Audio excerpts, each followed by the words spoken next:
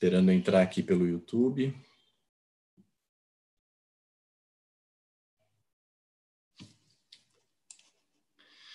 Bom dia a todos.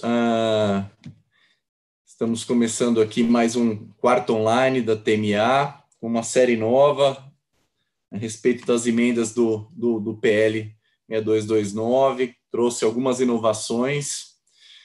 A gente vai falar sobre dois temas aqui hoje, a consolidação substancial e os créditos no agro. O título aqui ele induziu um pouquinho alguns a pensarem que é só a consolidação substancial dentro do crédito do agro, mas na verdade são dois temas distintos, né, que estão abordados no PL. Vai ser uma série, a gente decidiu sempre colocar dois temas por dia, sendo que um deles efetivamente teve uma alteração substancial por emenda, como aqui hoje é no crédito do agro, né? E a consolidação substancial não teve alteração substancial, mas a gente precisa tecer alguns comentários, porque a gente quer fazer uma análise ampla por todos e chegar até o final dessa série, tendo cumprido um ciclo em que a gente abarque as questões mais polêmicas de maneira geral. Então, aqui estou eu hoje, Bruno Queradia, sou sócio do SBZ Advogados, da área de insolvência. Também vou estar com a Elisa Laquímia, advogada do E. Munhoz, a excelentíssima doutora Anglisei Oliveira, juíza da primeira vara regional especializada em recuperações judiciais e falências de Cuiabá, e o doutor João de Oliveira Rodrigues Filho, da primeira vara de falências e recuperações judiciais de São Paulo. Bom dia a todos. Eu gostaria de começar agradecendo aqui os nossos patrocinadores institucionais, TMA, Galdini Coelho Advogados, Lolato Lopes Rangel Ribeiro Advogados, e agradecer a presença aí dos nossos debatedores. Combinamos rapidamente como distribuir a palavra aqui e vamos fazer numa ordem na ordem do próprio tema, que está exposto aqui como título, né? Consolidação substancial primeiro e depois o crédito no agro. O doutor João já deu uma pincelada muito interessante. Consolidação substancial é uma coisa que já está bem esgotada na jurisprudência, e a gente vê agora positivado. O que a gente vai procurar fazer? A gente nota que não tem tanta novidade, mas a gente quer ver quais os reflexos da positivação em face do que vinha sendo aplicado aplicado no dia a dia, depois do entendimento jurisprudencial começar a ficar consolidado, né? E o crédito no agro, na verdade, teve muita novidade e de última hora. A doutora Anglisei vai ter um desafio aí, estou com algumas perguntas interessantes para fazer para ela.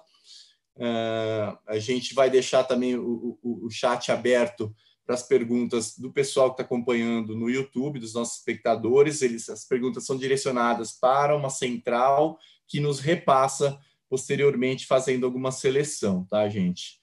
Então, eu queria começar aqui fazendo uma breve introdução da consolidação substancial e gostaria depois de passar a pergunta para o doutor João e subsequentemente para a doutora Anelisa,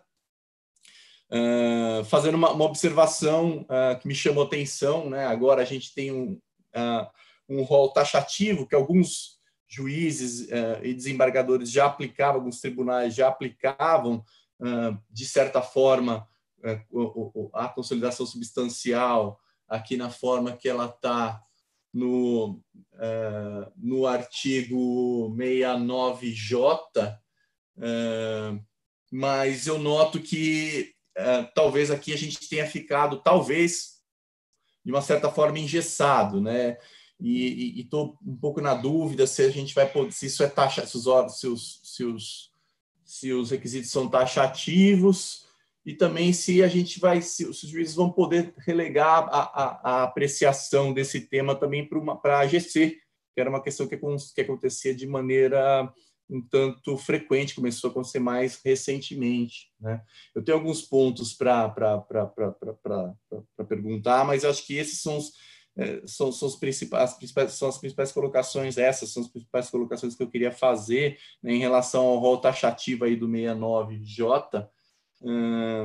e se isso vai ficar distrito mesmo só a uma decisão judicial, né? Eu queria só iniciar o debate fazendo essas primeiras provocações e passar a palavra aí para o doutor João fazer as colocações dele, ver o que ele sentiu aí que pode ter de diferença em relação ao que já está sendo aplicado na prática com a positivação da consolidação substancial aí no projeto, se ele vier a vingar lá no Senado.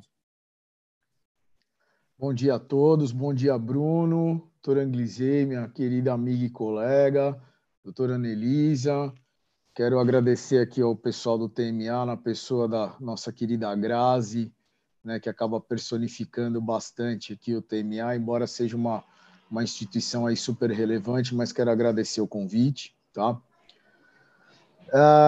Eu vejo a positivação da consolidação substancial de uma maneira muito positiva, né? O fato é o seguinte, o fato existe independentemente de lei. A consolidação substancial, grupos econômicos, eles existem e vão existir independentemente de lei, porque é uma força de mercado isso, né? E assim, mas é sempre bom a gente pegar e colocar uma positivação na lei para que a gente possa, pelo menos, conferir um pouco mais de segurança jurídica para a existência e aplicação do Instituto, tá? Agora, uma coisa que eu não consigo me convencer do contrário é no sentido de que a consolidação substancial, muitas vezes nos processos que chegam até mim, ela vem sendo tratada muito de uma maneira jurídica, quando, na verdade, eu entendo que é um aspecto econômico de maneira muito relevante, porque se trata de uma maneira de soerguimento que o devedor ele chega lá e apresenta para os seus credores. E se ele apresenta isso, muitas vezes é porque funciona como um pressuposto no sentido que já existe uma consolidação substancial no próprio funcionamento daquela atividade empresarial, né? Então, é uma frase que eu costumo falar, é que não dá para ser mais realista que o rei, né? O direito, ele, a partir do momento, uma frase atribuída a Jorge Perche, ele fala que a partir do momento que o direito ignora a realidade vai lá e dá um troco no direito, e assim, isso é um fato também, é um fato indiscutível e inafastável.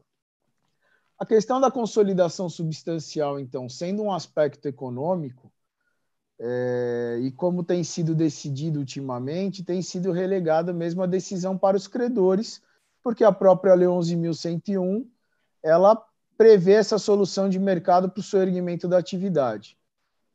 Particularmente, eu acho que é né, assim, trazendo aqui a discussão para o ambiente acadêmico e também sendo coerente com aquilo que eu venho decidindo, eu acho que é uma decisão assim salutar, no sentido de que os credores devem analisar se realmente, já que é um fator preponderante para o soerguimento, e salvo engano, parece que o doutor Satírio está nos acompanhando, ele pode me corrigir aqui, me dar um puxão de orelha, mas ele até entende que é um aspecto do próprio plano. E aí a gente já começa a ter alguns problemas, porque a jurisprudência ela fala que deve haver a votação, uma deliberação em AGC, de maneira separada se vai haver consolidação, se os credores vão aprovar consolidação substancial ou não. Mas assim, se é parte do plano, então não teria que ser votada com o plano? Por que eu tenho que abrir uma deliberação especial para consolidação substancial, se a consolidação substancial faz parte do plano? Qual que vai ser a próxima cláusula do plano que a gente então vai pegar e vai votar de maneira separada? Então, essa é uma questão que me preocupa bastante. Eu como magistrado, eu sigo a jurisprudência aqui de São Paulo. No caso Odebrecht, foi deliberado dessa forma, inclusive com o quórum do artigo 45, né, justamente porque o desembargador Lazzarini entendeu que, como é parte de plano, então deveria ser a votação pelo 45, né? E academicamente, eu trago essa preocupação. Então, por que eu vou fazer a votação de uma cláusula em separado? Talvez devesse, então, votar, se a gente for numa visão mais pura, não estou dizendo que está errado ou que está certo, mas se a gente for numa visão pura, Então não tem que ter uma ordem do dia, primeira ordem do dia, votar consolidação substancial, não. É votar o plano. Se é parte do plano, vota o plano. Senão daqui a pouco a gente abre flanco para poder ficar votando cláusula em separado. De toda forma, agora, com a positivação aí, ainda de lege ferenda, a gente fala que, né, voltou com um texto aqui, e aí a gente já pode até começar o debate, Bruno. Fala que o juiz poderá, de forma excepcional, independentemente da realização da GC, autorizar a consolidação substancial de ativos, né? E aí eu acho que é interessante a gente já partir aqui para as nossas discussões que são predecessoras à realização da GC e a esse ponto que eu levantei agora. Mas, assim, para iniciar o debate, consolidação substancial, grupos econômicos de fato são uma realidade, né? Você, Bruno, já atuou aí e continua atuando muitas vezes aí para credores. Já eu sei que você teve um processo aí comigo que você atuou para uma instituição financeira. É uma instituição financeira que compõe um grupo de fato. As instituições financeiras aqui no Brasil, elas compõem um grupo empresarial de fato, né? E assim, até que ponto também uma regulamentação exaustiva na lei será salutar para a aplicação do Instituto, ou então cairemos aí naquela frase que eu coloquei no começo, né? Quando o direito despreza a realidade vai lá dar um troco no direito, e a gente tem visto isso bastante em nível de Lei 11.101, por conta de diversas posições jurisprudenciais consolidadas, que muitas vezes são até mesmo, não digo contrárias à lei, mas quase ali, né? Por exemplo, a própria prorrogação do stay, né? Então, era mais ou menos essa consideração que eu queria falar antes da gente começar aí os debates. Tá. Já vou fazer uma provocação que é justamente nesse sentido, da possibilidade da GC, e aí também a Anelisa fica à vontade também de entrar. A minha grande questão é justamente essa, né? Com a positivação e com essa previsão de que o juiz, né, a gente tem aqui o juiz poderá, o 69J, poderá de forma excepcional e independentemente de realização de Assembleia Geral autorizar a consolidação substancial. E aí vem os requisitos. Primeira questão é, isso vai ser uma imposição ou vai se abrir uma possibilidade também das AGCs continuarem decidindo isso, dos credores continuarem decidindo também em AGC, né? O 47, o 69K, é o 69K, deixa eu só checar aqui. No 69L, ele fala: admitida a consolidação substancial, os devedores apresentarão plano unitário, né? Então, conjugando esses dois artigos, você chega à conclusão de que quem vai decidir mesmo é o juiz, e depois disso é que o devedor vai preparar o seu plano de acordo com o que o juiz direcionar. Então, se ele direcionar para uma consolidação meramente processual, ele faz separado, mas o juiz vai decidir se vai ter a substancial ou não, e com base nisso ele elabora seu plano. Vocês acham que isso é taxativo, né? Ou seja, o juiz vai poder decidir, vai dever decidir, ou ele também vai poder abrir mão dessa previsão de que ele né, na verdade, a quem a norma ficou endereçada, e as assembleias poderão continuando decidindo como a gente vem fazendo na prática. Eu peguei só para vocês, só como uma questão de novidade, dessa obra que saiu ontem, que foi divulgada pelo menos ontem, que a doutora Ana Glisei também participa. Tem a parte do Henrique Ávila, lá do CNJ. Ele fala que como não há previsão em contrário expressa de que não se pode fazer por AGC, então se poderia abrir essa possibilidade. Queria saber se vocês comungam dessa ideia. Obrigada, Bruno, e aproveito para dar bom dia a todos, ao Dr. João, ao Dr. Andrei. alguns pontos para discussão e debate, tanto das suas provocações, das provocações trazidas pelo Dr. João. Acho que 3 questões relevantes para a gente começar. A primeira, como bem apontado por você, Bruno, a questão do passo do procedimento, em que se tem a discussão sobre consolidação substancial e que o artigo subsequente prevê a apresentação do plano, né? Abre uma discussão também referente a requerimento de quem a consolidação substancial, da forma que é apresentada nesse PL, pode ser provocada. Porque aqui, o que se vê nesse artigo é que a consolidação poderá ser autorizada de forma excepcional, independente da realização da Assembleia, pelo juízo da recuperação. E aqui não se está definindo a quem caberia pedir, como é definido no caso, por exemplo, do plano que é apresentado, que é um plano apresentado por devedores, e aqui sem entrar no mérito de possibilidade do plano apresentado por credores ou não, e nem a questão específica de quem ajuiza a recuperação ser o devedor, que também é levantado. Mas se a gente está diante de um cenário em que qualquer pessoa, credor ou devedor, pode provocar o juízo para que ele se manifeste em relação à consolidação substancial, isso é relevante em termos de prosseguimento do procedimento, porque na medida em que ele define quando e de que forma o devedor vai apresentar um plano nesse contexto.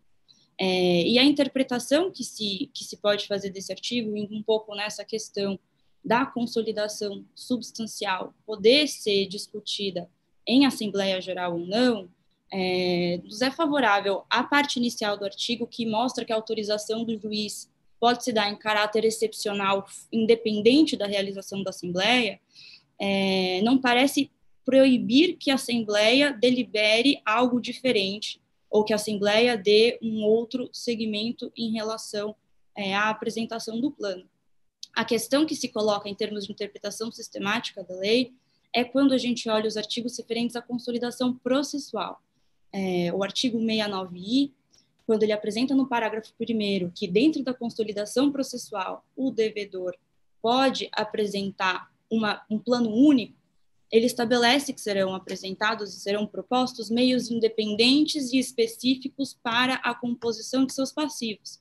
E daí acaba surgindo um pouco da questão que, se eu for apresentar um plano único, eu vou necessariamente ter que apresentar meios independentes e específicos, ou eu posso, que nem o Dr. João bem apontou, por uma conveniência econômica de ser a melhor forma de soerguimento, que se mostre do ponto de vista do grupo inteiro, a melhor forma de conseguir extrair valor do going concern da companhia, é apresentar um plano em que as contrapartes desse plano se obriguem pelas passivos e contribuam com seus ativos em relação às demais contrapartes. Uma situação parecida se no direito contratual, se a gente tivesse numa discussão de dívida, a gente resolvesse com um determinado grupo de credores em dar uma garantia corporativa para uma outra dívida. Então, a gente teria o nosso ativo devedor sendo disponibilizado para um outro conjunto de credores, e isso teria sido permitido na medida que o contrato com os credores anteriores preveria essa permissão, seja por ação afirmativa, seja por já ter uma previsão na largada do contrato. Então, não parece fazer sentido tirar da soberania da Assembleia Geral a conveniência econômica de se permitir outorgar garantias pessoais, contribuições patrimoniais que não vão afetar as garantias reais constituídas em relação a todos os demais credores. Acho que essas foram as provocações iniciais, não sei o que acho. Ana, só para complementar, acho que para dar uma perna para o doutor João aqui também de falar em cima disso que você colocou, eu não sei se a leitura desse caráter excepcional do 69J é essa, excepcionalmente decidido pelo juiz e não necessariamente só por ele, mas também só pela AGC. O que eu acho que também se pode interpretar desse excepcional via de regra, o litisconsórcio é um litisconsórcio com consolidação processual e, excepcionalmente, se pode autorizar a consolidação substancial. Então, o excepcional aqui não é se é pelo juiz, é uma interpretação que pode se extrair, tá? Não estou dizendo que é a minha posso até analisar com mais calma isso depois e ver se eu extraio essa interpretação pessoalmente, mas eu acho que ela é possível.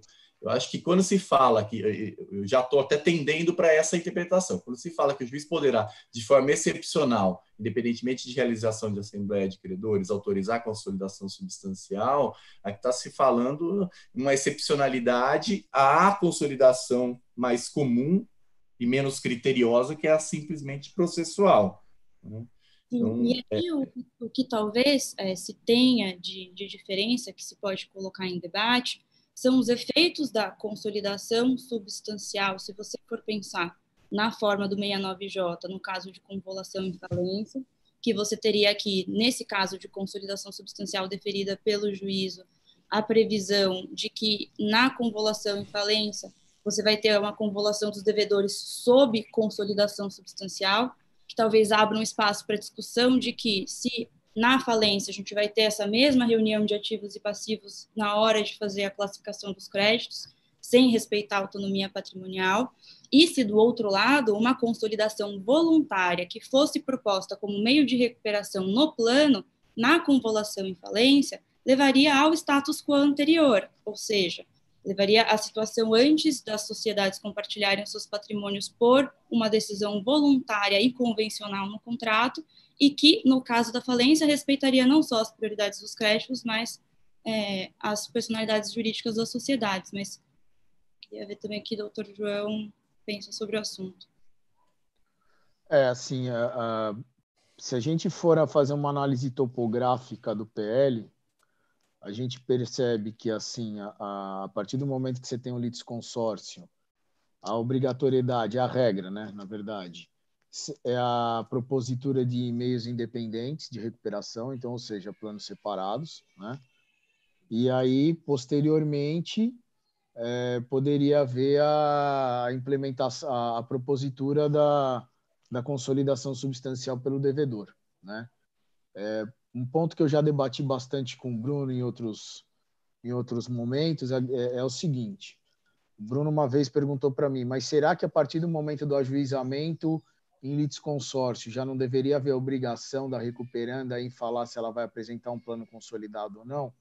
E eu particularmente cheguei para ele, e eu falo isso abertamente aqui porque eu já decidi dessa forma, se a devedora tem 60 dias para apresentar um plano, então eu não posso subtrair só porque ela ajuiza a demanda em litisconsórcio ativo, eu tenho que subtrair esse prazo dela de 60 dias para apresentar o plano. Então, até esse prazo, eu acho que não há obrigatoriedade da recuperanda falar se ela vai apresentar o plano em consolidação substancial ou não. Tá? Esse é um posicionamento que eu já adotei e certamente eu vou mudar se de repente a jurisprudência for em outro sentido. Mas, por enquanto, né, com a parcela de soberania que eu ainda consigo exercer, eu mantenho esse tipo de posicionamento, que está mais ou menos de acordo com uma interpretação topográfica aqui do PL. A consolidação substancial não vai ser discutida logo no momento do ajuizamento da demanda, mas posteriormente. O que eu tenho também colocado? E aí eu acho que é uma ponderação que eu fiz até de muitas conversas que eu tive com o Bruno, que foi o seguinte: tá bom, então você está ajuizando em litisconsórcio ativo, consolidação processual, lá na frente, se você for apresentar um plano em consolidação substancial, você justifica o porquê. Porque uma coisa que tem passado muito batido no nosso dia a dia, e aí eu queria até ouvir um pouquinho da Anglizei nesse sentido, é o seguinte: a recuperação judicial, ela tem um fator econômico preponderante até mesmo na condução do processo. Se a gente começa a ter uma intervenção estatal extremamente excessiva, a gente pode engessar muitas vezes meios de soerguimento de uma atividade que pode se mostrar saudável no futuro. E a gente agora tem uma lei de liberdade econômica que fala que a intervenção estatal ela não tem que ser diminuída, mas ela tem que ser otimizada.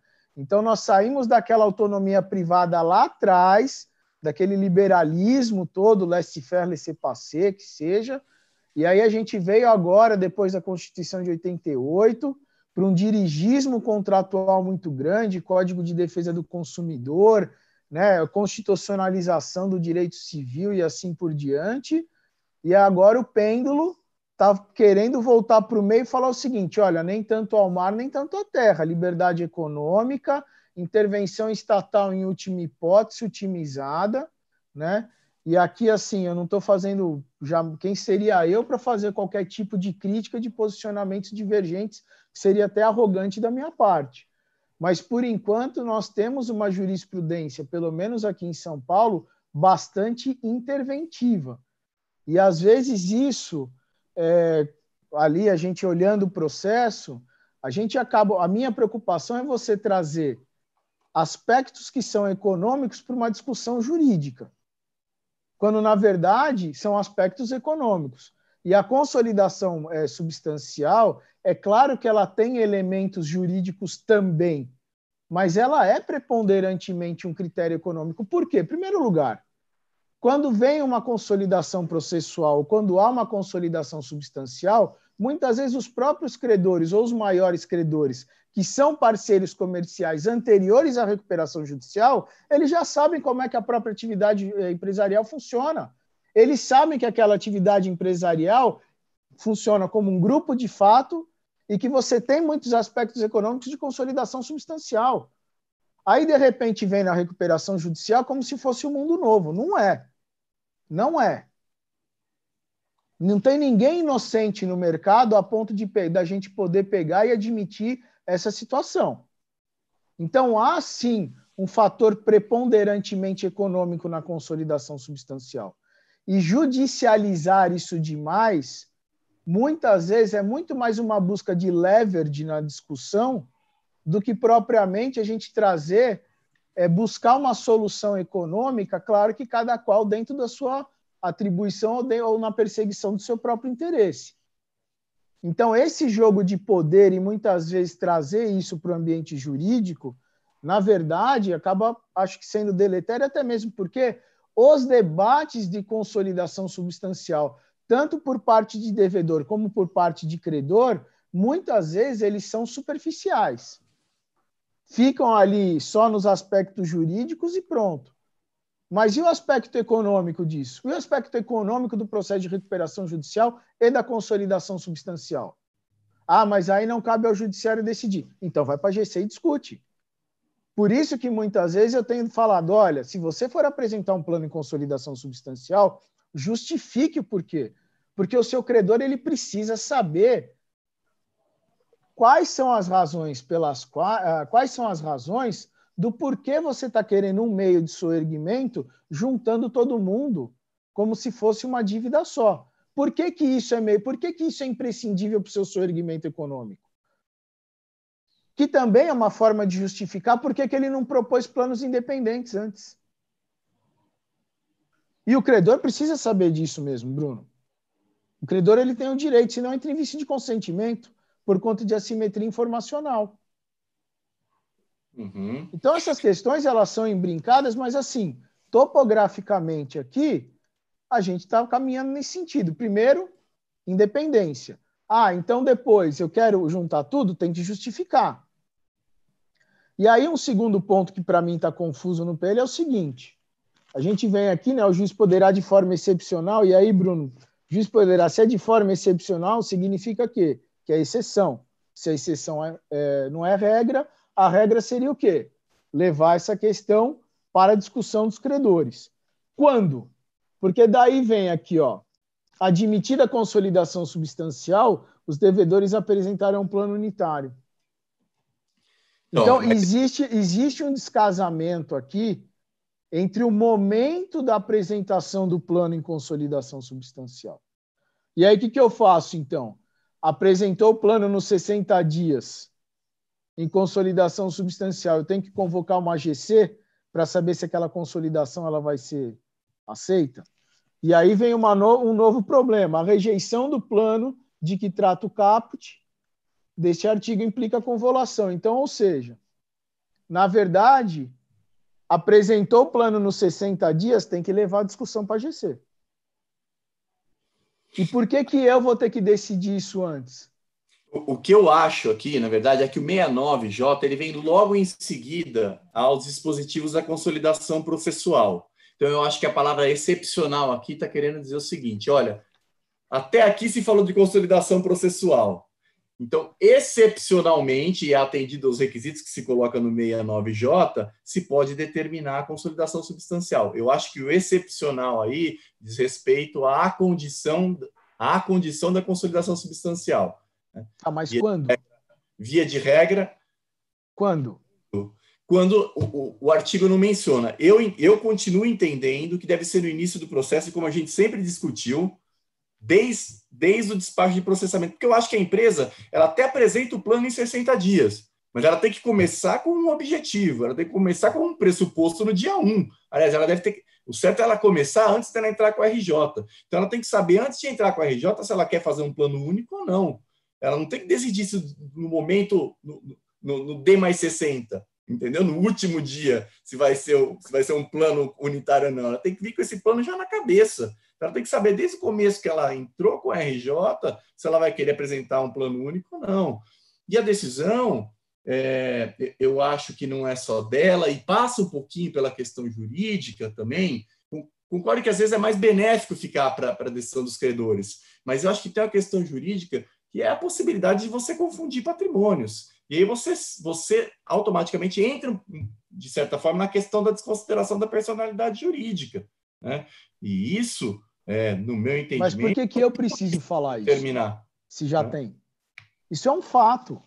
Por que eu preciso falar um fato que já existe e é de conhecimento de credor? Então, mas na verdade não é um fato decidido. Vamos imaginar, na própria falência tem o novo artigo dizendo que para se reconhecer uma desconsideração de personalidade jurídica tem que se instaurar incidente. Eu acho até incoerente, né? Você tem requisitos mais rígidos lá na falência e menos rígidos aqui, né? A desconsideração da personalidade jurídica, via de regra, até pelo CPC, tem que ser por meio de incidente, contraditório e tudo mais. Não é uma questão simples, não é simplesmente o credor alega, né? Porque até ele entrar com a RJ, ele defende que ele não tem consolidação substancial. Eu duvido que, se ele tiver uma série de execuções contra inúmeras empresas do grupo dele, se uma tomar uma penhora lá, ele vai oferecer o bem da outra. Ele vai defender que não pode se estender e atingir o bem da outra empresa do grupo. Só que quando ele entra em recuperação judicial, há uma conveniência dele fazer como um todo. Aí você muda toda a lógica, né? Você não pode esquecer que você tem que ter um respeito ao ordenamento jurídico. Né? Então, mas assim, Bruno... Da separação da personalidade jurídica. Não é simples assim. Acho que eu entendi o que você falou. E eu adoraria que o ambiente jurídico todos tivessem que manter a coerência com aquilo que realmente são. Eu e a Anglizei, por dever de ofício, a gente não pode falar uma coisa e fazer outra. Agora, se for assim, advogado de devedor não pode advogar para credor e vice-versa. Se for assim, você está até onde vai a questão de ampla defesa. Então, eu entendo o seu posicionamento, mas o fato é que o nosso sistema é esse, ele admite na execução o devedor pegar e defender que ele tem lá autonomia patrimonial em relação a outra sociedade do grupo. Doutrinariamente, o grupo de fato não implica consolidação substancial por si só, né? É muito mais uma atuação coordenada, mas com a distinção das pessoas jurídicas que compõem o grupo, só que admite aqui numa fase de soerguimento. Eu acho que a dinâmica aqui é um pouco diferente. Aqui a gente tem uma atividade em crise, que pode ser saudável, solução de mercado. De repente ele fala, olha, realmente eu fui por um caminho aqui que talvez é melhor para mim pegar e fazer a consolidação substancial, porque assim eu vou conseguir congregar mais recursos de uma maneira muito mais facilitada e menos burocrática. E se os credores aceitarem, ser melhor. Exato. Isso. Não, entendi. Eu sei. É que eu não sei se a lei como está agora, a lei diferenda, obviamente, ela vai autorizar essa possibilidade. Mas eu acho que essa é a essência. Saudável. Esse é que eu estou falando. Até que ponto uma positivação não vai engessar a própria essência? Assim, eu acho que a gente tem que partir dessa premissa. Se tiver uma fraude ou se tiver uma má-fé, não preciso nem falar de fraude. Se tiver ali uma situação em que realmente os credores vão ser prejudicados, eles votam contra e quebram a empresa. Eles têm a maior prelazia de todas. que é decidir o destino da empresa. Se eles não confiam naquela empresa que está em crise, vão votar contra o plano. Ponto. Agora a gente fica trazendo um monte de discussão anterior que, no final das contas, não se debate efetivamente a consolidação substancial como meio de soerguimento, mas é muito mais um jogo de poder dentro da dinâmica da recuperação judicial numa busca de leverage na negociação da GC. É muita coisa que eu vejo hoje. Porque quem quer pegar e analisar a consolidação substancial não vem no processo buscar provocação judicial. Vai já negociar com a recuperanda e discute lá no AGC. Quem discute em processo, muitas vezes, busca leverage na negociação da AGC.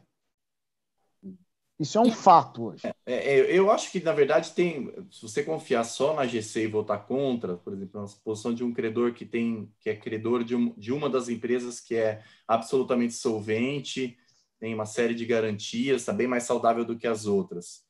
Ele não pode depender só da Assembleia para defender o interesse dele, porque ele pode ser engolido pelos outros na votação. Então, ele acaba defendendo... Eu só estou colocando, não estou dizendo que... Não, eu entendi. Mas é que assim... Mas é que tem algumas outras nuances para a gente... Então, mas assim, o poder do credor na GC advém de uma relação precedente que ele tem com a empresa. Aquele que investe mais numa empresa, geralmente tem mais poder de negociação na GC. Então, aquele que investe mais, quando chega na hora da empresa em crise, ele tem que ter igualado o poder dele com aquele que investiu menos? Acho que é uma coisa que a gente tem que começar a refletir aqui também. Poder econômico é uma coisa que existe. O problema é o abuso. Mas o poder econômico existe. Eu não sei se a gente tem que medir pelo tanto que cada um contribuiu para a empresa. Eu acho que, de repente, um credor contribuiu menos, mas era tudo que ele podia fazer. E aí, por conta de um outro ter contribuído mais, ele vai ter preterido o direito dele de lutar por manter uma consolidação somente processual, para poder atingir os bens, na verdade, né, para poder concorrer somente pelos bens da saudável, não ter que trazer todas as outras. Mas aí, na verdade, é só um contraponto. Eu não estou dizendo... inclusive, muitas vezes, por clientes meus, eles preferem também que se decidam em AGC. Né? Até porque muitas vezes você não tem todos os elementos para se aferir qual está mais saudável, qual não está. É um estudo muito difícil de se fazer às vezes. Né? Mas eu acho que a discussão é enriquecedora. A gente está cheio de dilemas aí, está encontrando vários dilemas aqui. E eu acho que dá para ver que vai dar pano para manga. Né? A doutora Anglizé queria fazer alguma ponderação. Então, na verdade, nesse tema, né, eu não tenho muito que contribuir mais, mas eu considero, como o doutor João colocou, que nós estamos tendentes a um equilíbrio em que essas questões econômicas, e eu acho que a consolidação substancial ficam relegadas à Assembleia Geral de Credores. Eu acho que esse é o melhor caminho por hora, né? Eu me coaduno com essa posição aí. Então, vamos ver se a gente vai conseguir, né, fazer isso com a sistemática, se ela prevalecer dessa forma. Né? Esse vai ser o grande desafio. Eu acho, Bruno, pode falar, Ana.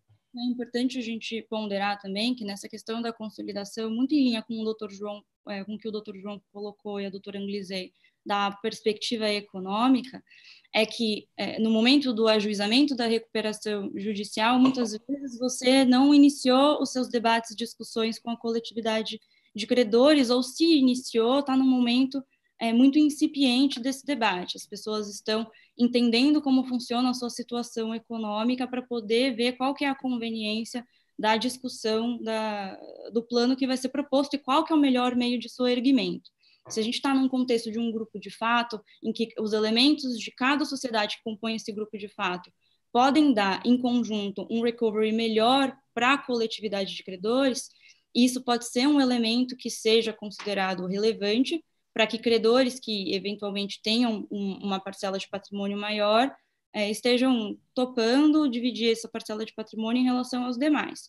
Mas acho interessante pontuar que a solução trazida pelo PL é uma solução que veio muito da discussão dos diversos testes, né, que se tem na jurisprudência norte-americana para a consolidação substancial, como uma escolha de um teste específico, que acho que também vai ser objeto do nosso debate, que merece crítica por si só.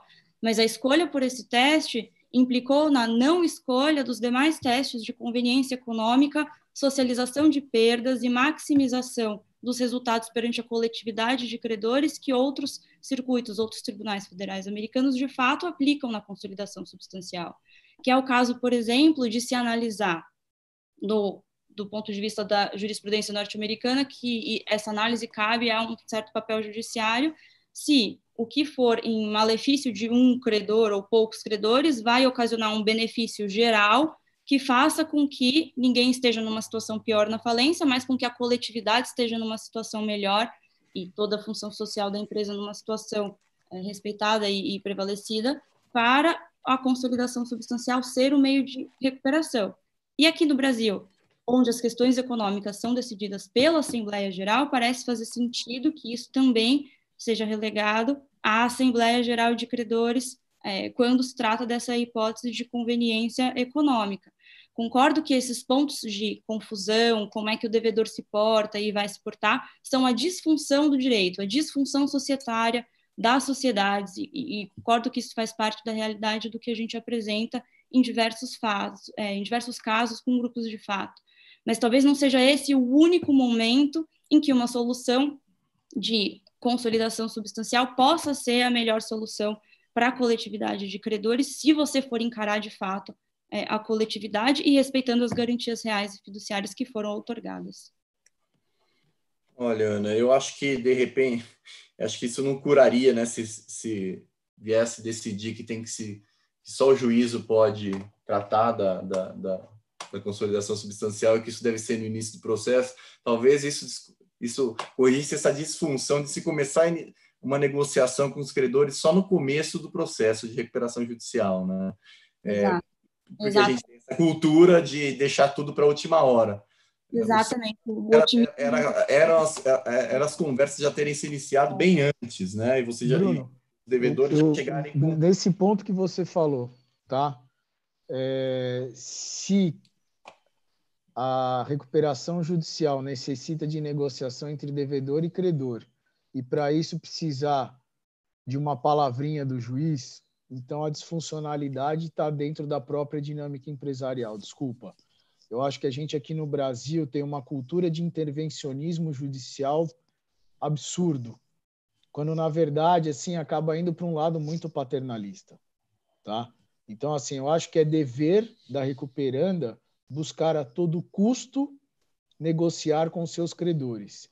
E os credores devem ter a mente aberta para negociar com a recuperanda. E isso tem que ser independentemente do João falar, da Anglisei falar, do Daniel falar, do Paulo falar, do Marcelo falar ou qualquer outro juiz falar. Você não precisa ter juiz para falar, vocês têm que negociar. Não dá. Não, se você precisar desse ponto, desse impulso, então já está errado. Partindo do pressuposto econômico, eu concordo. Eu só vejo um pouco de dificuldade como a gente vai fazer isso diante da estrutura nova, da forma que está aqui no PL, que me parece que ela está deferindo ao juízo essa decisão. Mas concordo que é saudável também fazer por AGC em muitos momentos. Concordo mesmo.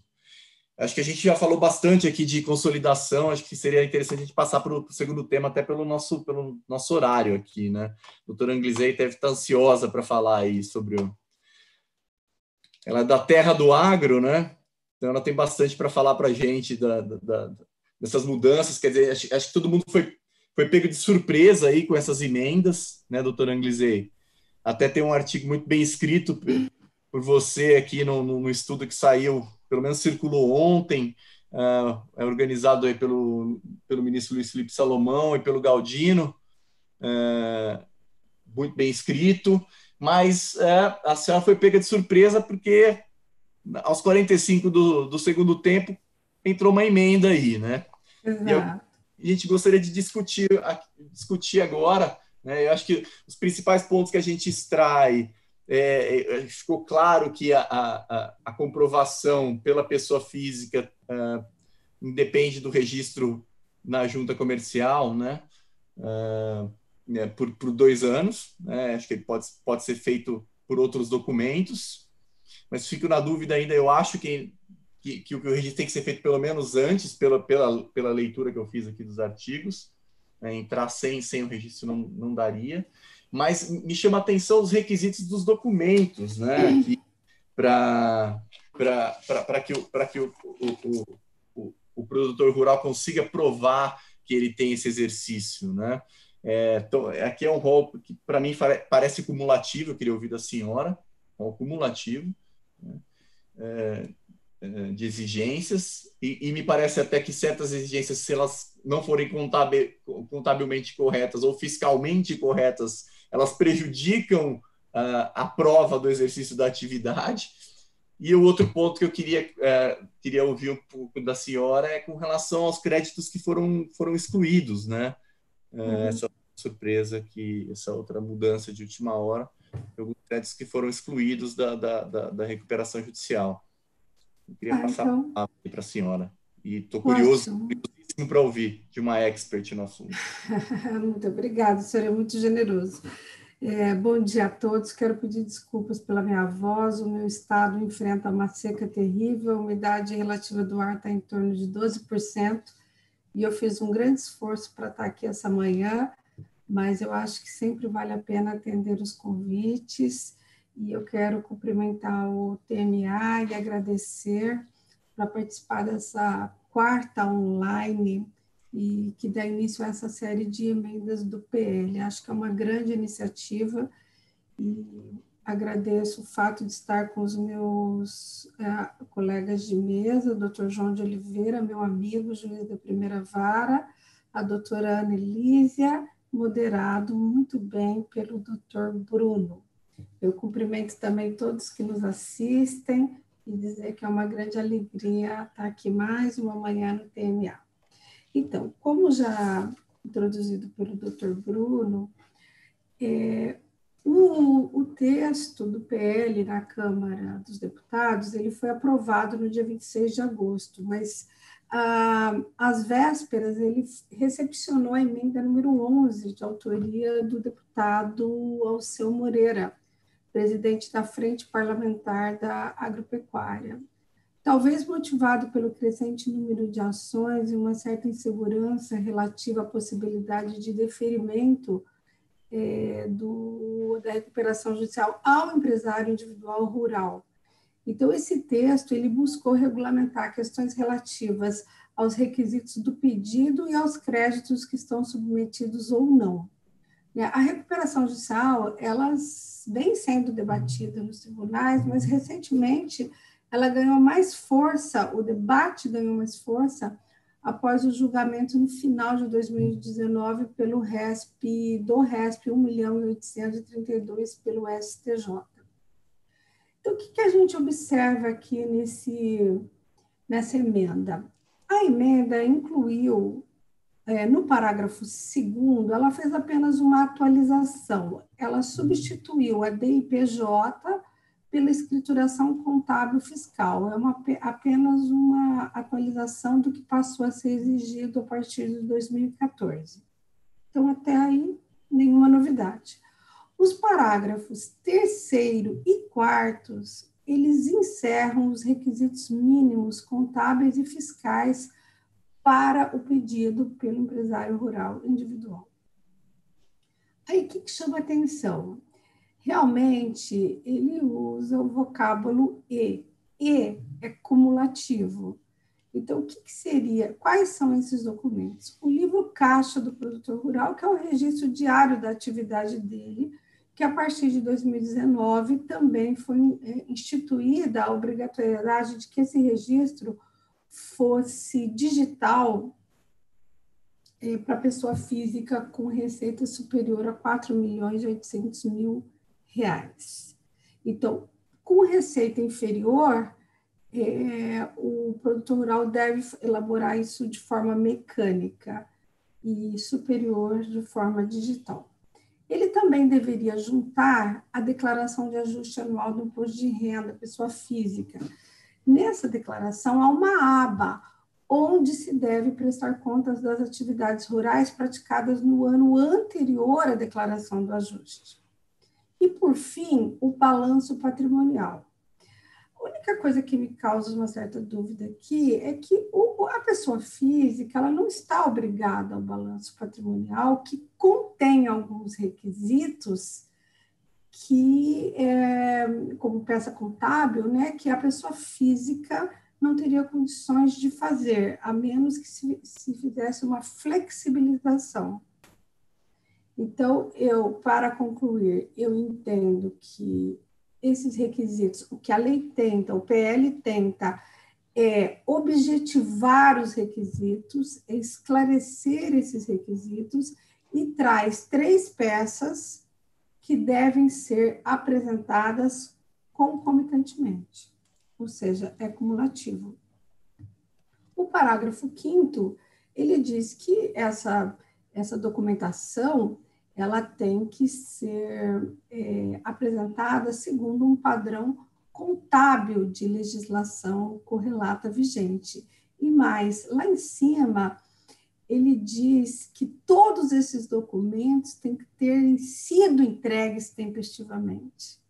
Ou seja, esse balanço patrimonial ele já deve ter sido entregue. Esse é um ponto só que me causa dúvida, porque ele não é um documento que a pessoa física estaria, a rigor, comprometido a fazer. Posso continuar? Sim, pode continuar. Bom, no artigo 49, o parágrafo 6º, ele traz as seguintes modificações. Ele diz que estão sujeitos à recuperação os créditos exclusivamente da atividade rural e que estejam discriminados nos documentos a que se referem os citados parágrafos ainda que não vencidos.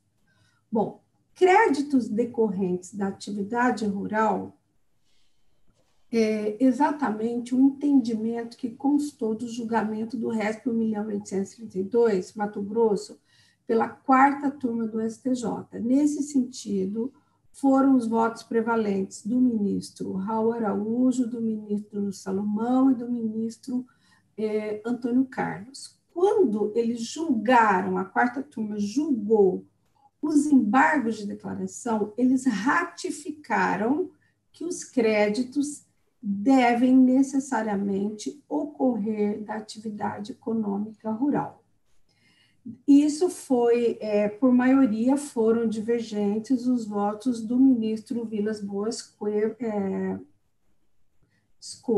pelo ministro Marco Buzzi e Isabel Galotti, eles foram divergentes.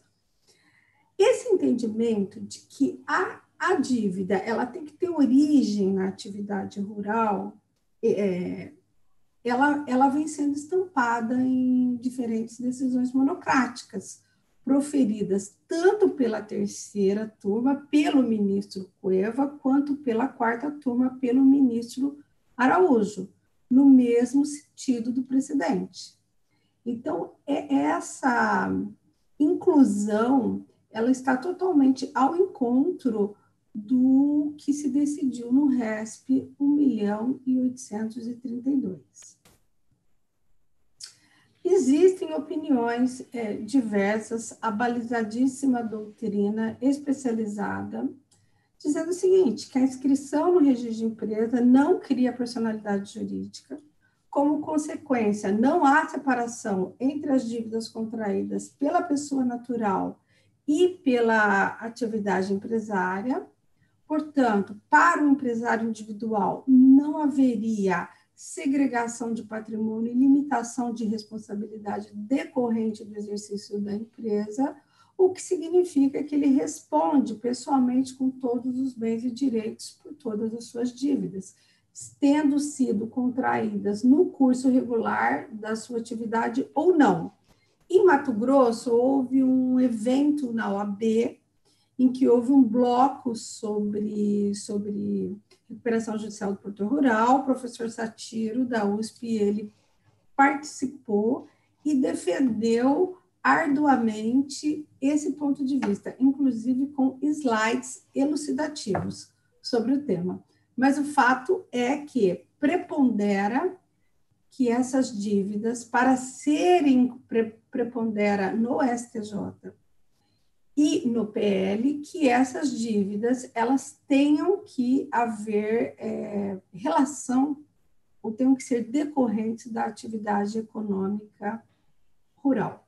O que também eu acho interessante nesse parágrafo é que diz o seguinte, que os créditos, eles precisam estar, apesar de regularmente constituídos, eles também têm que constar na escrituração contábil fiscal, no livro caixa, na declaração de imposto de renda e no balanço patrimonial.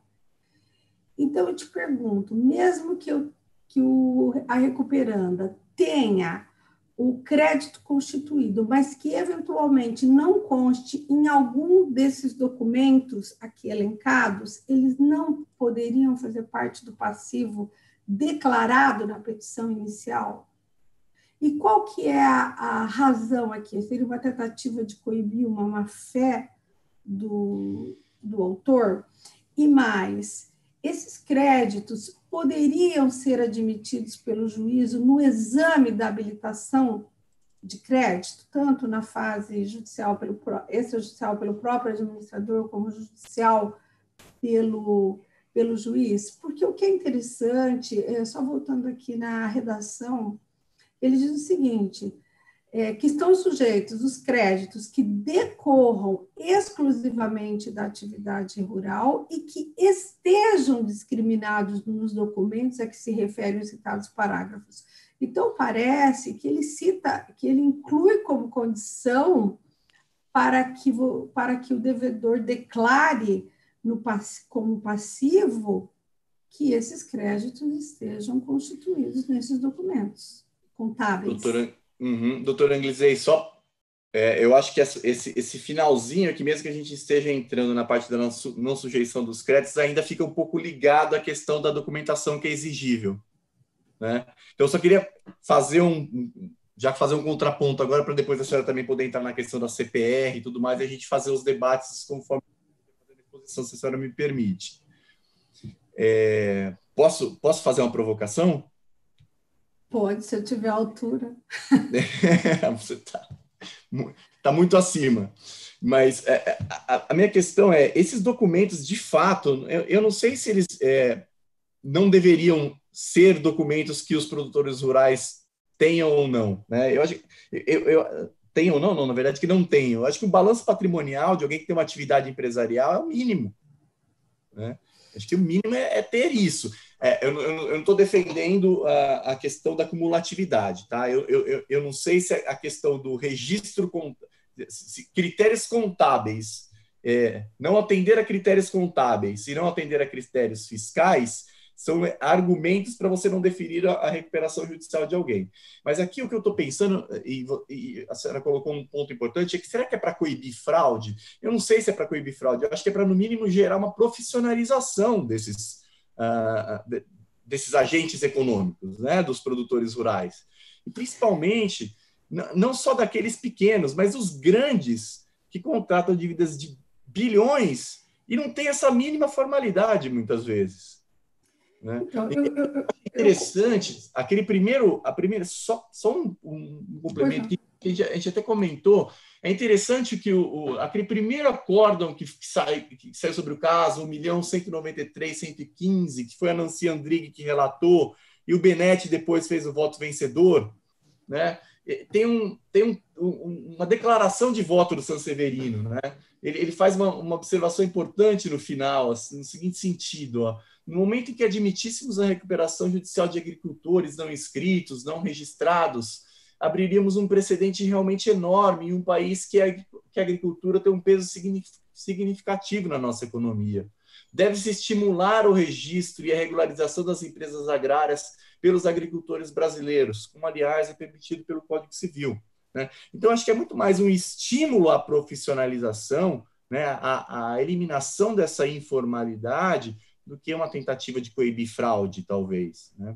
Agora, eu não sei. Concordo, acho que é um excelente ponto de vista. Veja bem, uma atividade que responde por 23% do PIB causa uma certa estranheza que ela seja exercida de uma maneira tão informal. E outra coisa que eu acho importante, que eu venho defendendo também, uma coisa é o produtor rural ter direito à recuperação, outra coisa é ele ter a recuperação judicial deferida. Para o deferimento, ele precisa cumprir certos requisitos.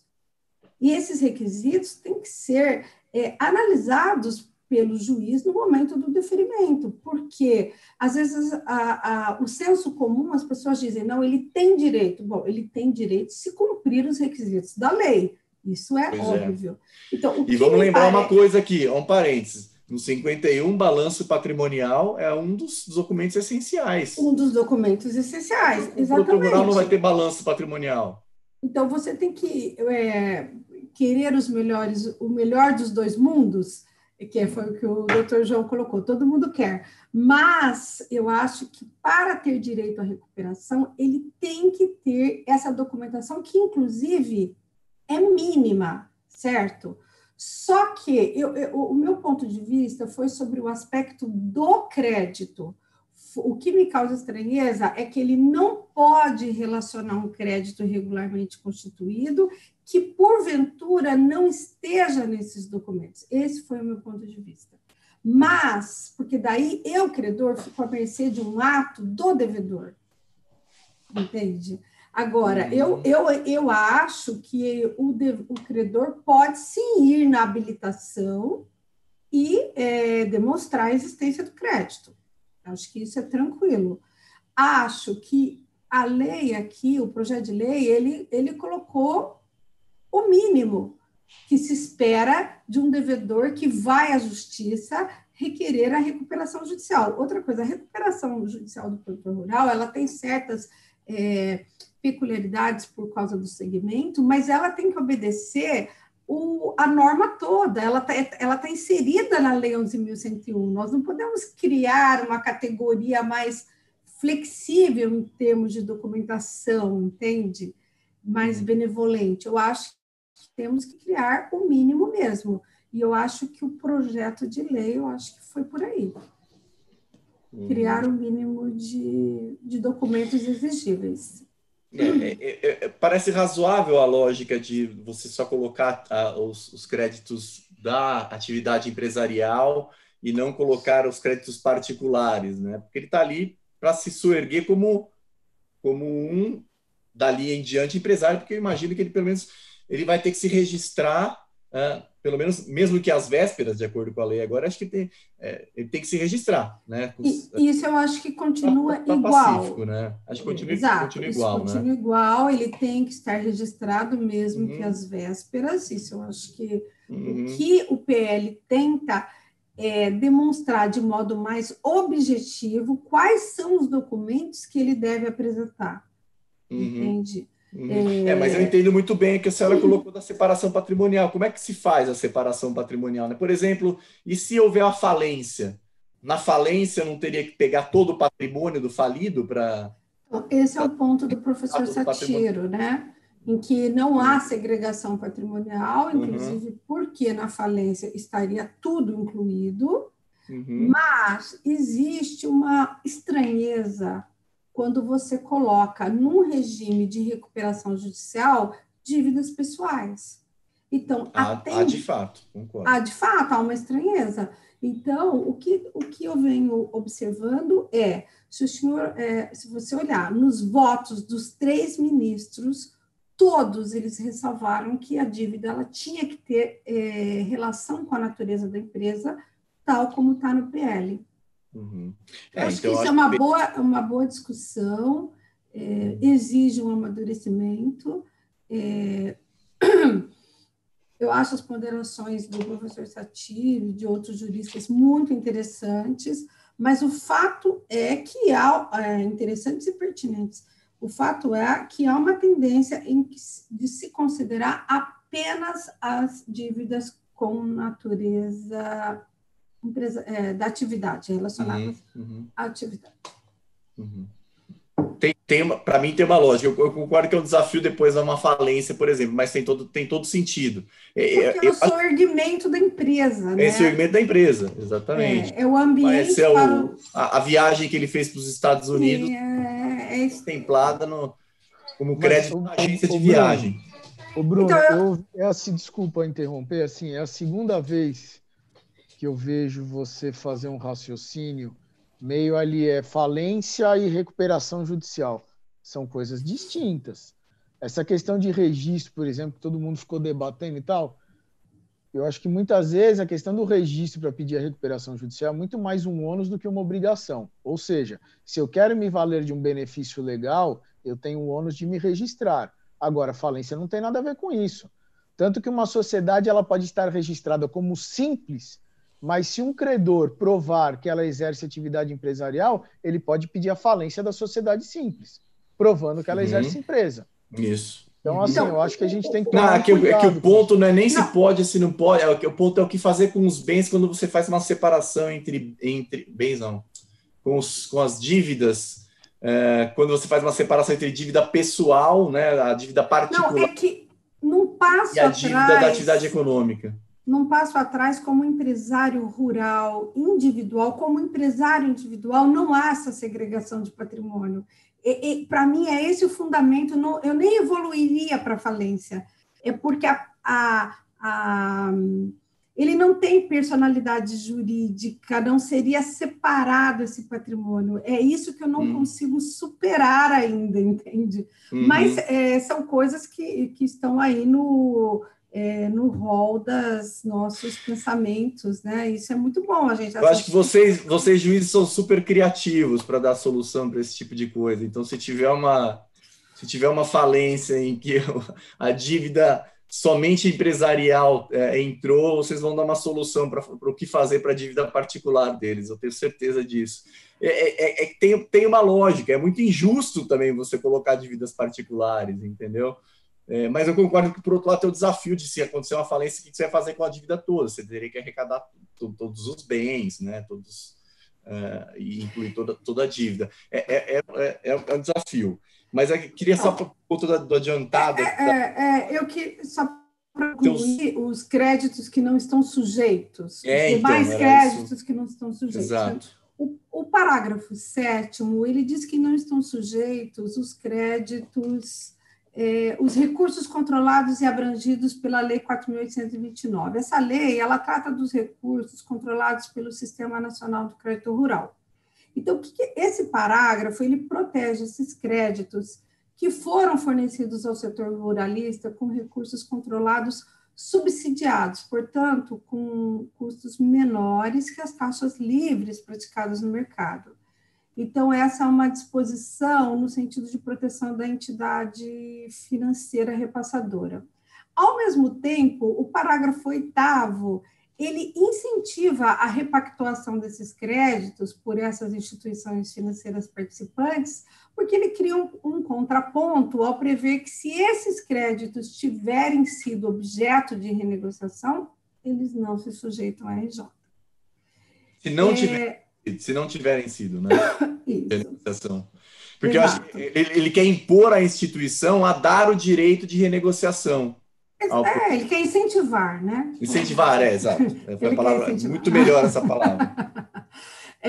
No parágrafo 9º, ele também excetua os créditos tomados pelo produtor rural junto ao mercado financeiro de capitais para aquisição de imóvel rural.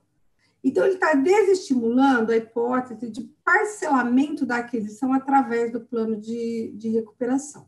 Aqui cabe uma observação se há uma dupla proteção, na medida em que o compromisso de compra e venda do imóvel ele já está excluído pelo parágrafo 3º do 49 da lei vigente. Mas só se for dado em garantia, né? Só se for em alienação fiduciária. Aqui não necessariamente, né? Não, é o compromisso, né, de compra e venda. Com reserva de domínio. Então, eu acho que é para deixar mais claro, para deixar mais específico, né?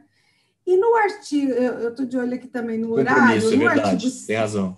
Compromisso, No artigo 70, ele diz que o produtor rural, o 70A, né? Ele diz que o produtor rural ele poderá apresentar esse plano especial desde que o valor da causa não exceda 4.800.000. Esse plano é aquele que é destinado à microempresa e empresa de pequeno porte. A prática, até queria ouvir o doutor João sobre isso, é que no Mato Grosso tem pouquíssimos casos que seguem esse rito. Às vezes ele se declara na petição inicial, mas ele já pede pelo rito ordinário. Então, eu não sei exatamente se isso representaria uma grande mudança, uma grande vantagem. Eu tenho ouvido vozes dizendo que 4.800.000 é muito pouco para o produtor rural, reivindicando 10 milhões para esse plano especial. O fato é que esse plano especial ele não foi utilizado, né? Sabe tem umas coisas que no Brasil não pegam. Então, vamos dizer assim, esse plano especial, na minha realidade aqui, talvez você já ouviu o doutor João sobre São Paulo, mas não é utilizado. E, por último, a questão de que o artigo 4º, ele muda o artigo 11 da Lei 8.929, que é a lei de CPR. Bom, eu vou fazer uma pequena introdução, que essa CPR, ela é um dos principais instrumentos usados no financiamento rural. Ela foi instituída por essa lei de 94, que é um título representativo de promessa de entrega de futura produção agrícola. De acordo com o PL, ficam fora da recuperação judicial os créditos e garantias cedulares com liquidação física, ou seja, quando o produtor se compromete a pagar o crédito com determinado produtor rural ou aquelas operações de barter, que são a troca de insumos, desde que tenha havido antecipação parcial ou total do preço. Isso me leva a crer que as CPRs financeiras, em que o produtor rural se compromete a pagar o crédito no fim da colheita em dinheiro, elas serão incluídas na recuperação judicial, porque ela faz uma ressalva expressa, que é a recuperação com liquidação física. O parágrafo único diz que cabe ao Ministério da Agricultura definir quais são os atos e eventos que caracterizam, caso fortuito ou força maior, que impeça o cumprimento total ou parcial da entrega do produto. Isso é uma coisa que... Existem duas maneiras de ver isso. Uma maneira é que você vai ter um parâmetro científico por um estudo feito pelo Ministério da Agricultura, Pecuária e Abastecimento a cada ano, em que ela vai dizer quais áreas do país que foram atingidas por algum desses eventos que possam ser caracterizados como caso fortuito ou força maior. O segundo ponto é que o juiz deve consultar esse ato administrativo, e eu me pergunto se ele está adstrito a esse ato administrativo, e considerando as dimensões territoriais do Brasil, a qualidade técnica desse documento, né? Porque podem existir inúmeras variáveis. Eu acho que a intenção aqui foi dar mais elementos para o juiz poder definir se aquela região ela foi atingida por algum fenômeno natural. Mas existem outras hipóteses de caso fortuito ou força maior que não aqueles que serão definidos pelo Ministério da Agricultura. Eu acho isso que é algo também para a gente pensar. Você fica preocupado? Eu fico preocupado, eu fico imaginando uma situação em que o credor não, na verdade, é quase que uma compra e venda isso, né? Porque ele dá dinheiro e espera depois que o produto venha. Se isso acontece no estágio avançado, né? Uma perda de safra por força maior, no momento em que a RJ já correu, o plano já foi aprovado, e aí acontece, ele está fora da RJ, porque ele vai receber pelo produto, né? E aí a força maior acontece lá na frente, ele não participou de votação, não participou do processo, ele entra no processo, então, no meio do caminho, né? Não seria o caso de repente, se tirar essa questão da previsão da força maior e se passar a obrigação da entrega do produto para a safra subsequente? Então, é que ele faz uma ressalva em que ele diz que o credor terá o direito à restituição de tais bens que se encontram em poder do emitente da cédula ou de qualquer terceiro, salvo motivo de caso fortuito ou força maior. Então, na verdade, ele traz aqui um instituto de direito à restituição. Esse direito aqui, ele é próprio da falência. Mas o que eu quero da falência, só que eu acho que o que ele emprestou aqui para dizer que eu posso pedir a restituição num sentido mais amplo, mais comum da palavra. Mas é um ponto muito importante ser corrigido, uma impropriedade técnica absurda aqui, né? Isso leva as pessoas a conclusões equivocadas. A primeira leitura, falência aqui. A primeira leitura você pensa sobre o Instituto da Falência, mas depois de muito ler, eu acho que ele quer dizer direito a se restituir mesmo.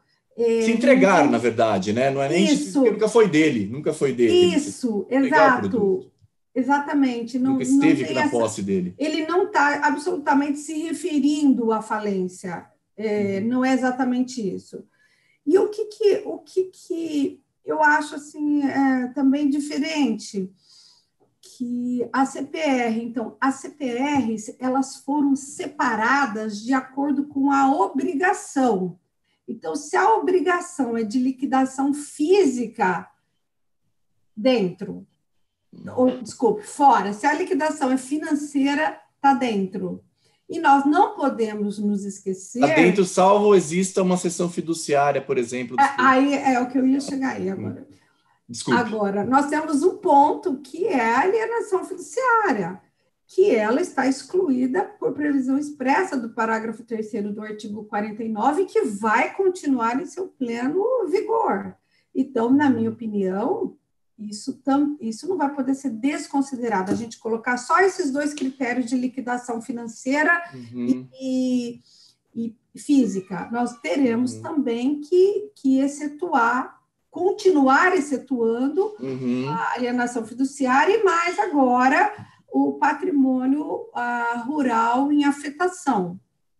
O que eu acho talvez se diferencia uma coisa da outra é que na sessão alienação fiduciária você ainda pode discutir essencialidade e na CPR não financeira você não vai poder fazer isso, porque não há uma relação mais com a redação da parte final do parágrafo 3º. Então eu também me atentei a isso, veja bem. No parágrafo 3º do 48, você ainda tem a possibilidade de argumentar a essencialidade dos bens e ficar com o bem, pelo menos durante o stay period, né, que pode durar até a homologação do plano, dependendo do entendimento. A mim me parece, numa primeira visão, né, e os juízes irão depurar isso muito mais nas decisões, é que isso não seria possível nessa CPR com liquidação física. E aí, geralmente isso aqui se tratam de grãos e a discussão vai ser grande também, porque os grãos, a safra dele, em que medida que isso não é essencial, né? Ótimo. E é muito novo, né? Muito novo, porque a própria inclusão ela foi a última a ser feita, né? Então, eu acho que é um bom momento para nós ouvirmos todos os setores envolvidos, e quando a gente olha isso, tem muita repercussão. E como eu disse no início, é um setor que responde por quase 23% do PIB. Não é uma coisa que você pode deixar para lá, para ser resolvido de alguma maneira pelo tempo, pelas decisões. Por quê? Porque ele impacta na economia do país, né? Não impacta só na economia do meu estado, ele impacta na economia do país. Exatamente. Então, merece muita responsabilidade no julgamento dessas questões. E eu acho que tem que se revisitar todos esses artigos, tudo isso que a gente discutiu aqui agora, inclusive de terminologia, como essa questão da restituição. Concordo. Tem que ser revisitado no Senado. Acho essencial. Está levando a uma... uma confusão isso, porque é um instituto próprio da falência, eu já fui questionada sobre isso. Se está falando da falência, não está falando da falência, que restituição que é essa? E a gente já sofre com o STJ falando muito em juízo universal na recuperação judicial. A gente vê inúmeras decisões, é uma coisa que não existe, né? Juízo universal na recuperação judicial. Então, com termos como esses, você acaba estimulando mais ainda conclusões e decisões nesse sentido. Eu acho que o nosso papo foi caminhando para o final, né? Eu acho, só para terminar, que a nossa obrigação como cidadãos é a gente colaborar, né? Colocar as nossas ideias e tentar melhorar. Só as reflexões que a gente está fazendo aqui agora, eu acho que a gente está contribuindo de alguma forma, eu acho que a gente tem que discutir com as pessoas, eu acho que a gente tem que levar essa discussão aqui para conversas, né, entre grupos que a gente tem em outros lugares e com pessoas que estão ali na linha de frente do PL. Eu acho que a gente tem que levar essas discussões que a gente teve aqui hoje à frente. Eu acho que é muito importante. A questão do produtor rural não está preto no branco, está menos preto no branco do que a consolidação substancial, eu diria. Eu concordo plenamente. Tem algumas perguntas, só para a gente caminhar para o final. Eu quero fazer essa pergunta e a gente faz as ponderações finais de todo mundo. Mas tem uma pergunta aqui do Marcos Aurélio Rodrigues. Ele faz: e se o empresário rural falecer antes de entrar com a RJ, não possuindo o CNPJ, o espólio dele poderia entrar com a recuperação judicial? Então, essa pergunta ela foi feita também no evento da OAB, pode ser algum caso concreto, né? Porque ela vem se repetindo, é uma brincadeira que eu estou fazendo. É possível, eu acho possível. Claro que é possível, está na lei que o espólio pode entrar, né? Agora, ele pergunta o seguinte: entram todas as dívidas? Ele quer saber se entram as dívidas pessoais. Exato. Eu acho que não muda o fato de que só as dívidas empresariais entrariam, a princípio. A gente o que você acha, doutor João? Eu acho que a gente precisa ver se vai ter continuidade da atividade, porque senão é falência, né? Ou então vai pelo próprio processo sucessório. Você vai recuperar o quê se não vai ter continuidade da atividade? Então, a pergunta na OAB foi exatamente nesse sentido. Se a família não quer continuar o negócio, porque o produtor rural, o negócio rural se desenvolve muito em razão da pessoa, né? E eu acho isso. Eu estou considerando que vai continuar, né? Mas se não mas continuar... ele tem que comprovar isso, né? Mas se ele não for comprovar isso na inicial. Não há nada para salvar, né? Não tem interesse de agir, né? Aí não há nada para a gente recuperar. Essa eu não tinha pensado ainda. É interessante, isso daí já surgiu nos 2 últimos eventos que eu participei. Gente, a gente está indo aqui para o finalzinho do nosso debate. Agradecer bastante aí vocês, a Elisa, doutor Anglizei, doutor João. Queria saber se vocês têm alguma consideração final, Ana Elisa. Tem um fechamento para fazer aí, alguma palavra final? Indo pela ordem aqui do nosso monitor. Só um ponto de reflexão geral a título de todos, como a doutora Anglizei já provocou. Essas mudanças feitas num cenário em que estamos compartimentando assuntos, né, incluindo disposições e tirando disposições, talvez tenham que ser refletidas no contexto global do qual é o objetivo do procedimento de recuperação judicial no nosso ordenamento. Então, faz sentido eu proteger de uma forma diferente o credor que deu a CPR com liquidação em bens em relação ao credor que deu a CPR com liquidação financeira, mas com alienação fiduciária, que vai estar sujeito à possibilidade das discussões da essencialidade do bem ou não, faz sentido que a gente exclua certos agentes de um procedimento organizado de discussão, que é, teoricamente, o local em que a gente consegue evitar uma corrida pelos ativos da recuperanda e um local que a gente consegue fazer com que o melhor ocorra, em tese, para a destinação daquele patrimônio, se a empresa é viável e se a empresa tem continuidade de atividade, como o doutor João bem lembrou. São pontos só para ficar na ponderação, porque, de fato, Na medida em que a gente vai tirando pequenos agentes, pequenas cédulas, condiciona ao Ministério dizer se é um caso de força maior ou não, a gente acaba criando um procedimento que não tem necessariamente uma nota ou uma regra em relação a quais são os atores desse procedimento que vão ter voz, que deveriam ter voz para fazer valer os seus direitos e interesses. E isso vale para todos os pontos, inclusive os pontos que a gente está trazendo e discutindo do que a gente quer ter em relação à consolidação substancial. Quais são esses critérios? Critérios estes que francamente, muitas vezes só repetem os critérios da consolidação processual no caso do controle societário e da existência de sócios comuns. Então, algumas reflexões gerais que talvez orientem esses debates que a gente, como cidadãos e profissionais, juristas, temos que ter no contexto de um projeto que se encaminhe para uma lei que tente evoluir, andar uns passos numa direção correta. Mas muito obrigada, Bruno, doutora Anglizé. Bem colocado. Foi um prazer participar daqui com vocês. Doutora Anglizé, uma palavrinha final?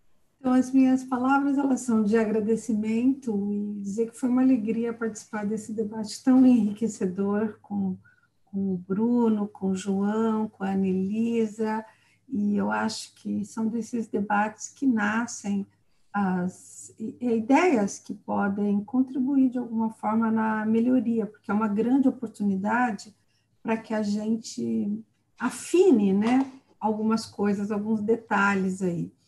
E eu quero dizer que estou à disposição e que gostei muito e muito obrigada a todos. Obrigado, doutora. Doutor João, palavrinha final? Falar uma coisa aqui para te dar uma taquicardia, Bruno. Por que não começar o debate em, de repente, fazer uma profunda reformulação no parágrafo 3º do 49, para que a gente não tenha mais os credores holdout e para que esses poderes econômicos essenciais decorrentes aí dos investidores, eles não possam ser trazidos para a recuperação judicial e ela possa efetivamente ser um instrumento de reestruturação onde nós consigamos fazer a depuração daquilo que efetivamente merece o seu erguimento.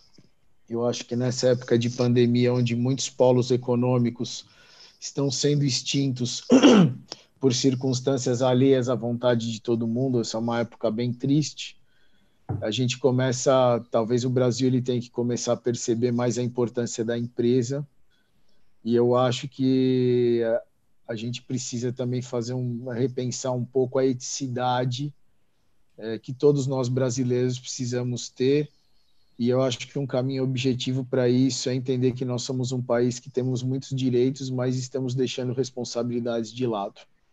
E a partir do momento que a gente tem um equilíbrio entre direitos e responsabilidades, a gente consegue atuar com um pouco mais de ética, e atuando com um pouco mais de ética não teria por que, de repente, a gente só ficar pensando em proteger o nosso próprio interesse, mas ter uma visão um pouco mais global de tudo, sem prejuízo de ter a proporcionalidade de continuarmos defendendo os nossos interesses. Bruno, obrigado. Anglizei, é sempre bom te ver, meu coração fica aquecido quando ainda que virtualmente eu possa ter uns momentos aí contigo. Doutora Anelísia, também muito obrigado pela oportunidade aqui de debater conosco e obrigado a todos que nos assistiram também. Me agradeço, eu vi só fazer um ganchinho da provocação em relação eu acho que foi uma coisa bem discutida, amadurecida, a decisão de se Ele não resiste, né, João? Mas eu acho que não, assim, acho que ética, todos tratam o processo com bastante ética e com bastante carinho, todos os agentes, né? Mas a questão do parágrafo 3º tem a questão do estímulo ao crédito também, e se a gente for começar a discutir isso aqui agora, ele tem que abrir um outro debate, né? Então, amadureceram, mantiveram isso, e acho que as polêmicas vão continuar acontecendo, porque a questão da essencialidade tem segurado, né, a possibilidade do credor que tem esse benefício aí, até é um ganha, mas não leva do credor que tem o crédito não sujeito, né? Mas é uma polêmica muito grande que a gente deveria começar um novo debate. Então, vou levar essa provocação para o meu sono de hoje, doutor João. Eu agradeço a todos aqui que estiveram conosco. Agradeço a Anelisa, doutor Anglizei, doutor João, muito obrigado. É sempre muito gostoso conversar com vocês e eu sempre aprendo muito. Além de debater, colocar minhas visões, eu consigo aprender muito. Isso foi muito produtivo e tenho certeza que para os nossos espectadores foi a mesma coisa. Vou deixar aqui um recado para todos, que a série Quarto Online continua. Vai haver mais uma na semana que vem em relação a investimentos e DIP, algumas coisas relacionadas a esse tema, e outros temas surgirão, além de outros eventos que a TMA vem frequentemente promovendo, inclusive de maneira semanal. Então fica aqui meu agradecimento a todos vocês, a todos os espectadores, a TMA, e nos vemos na próxima. Foi um prazer. Tchau, tchau.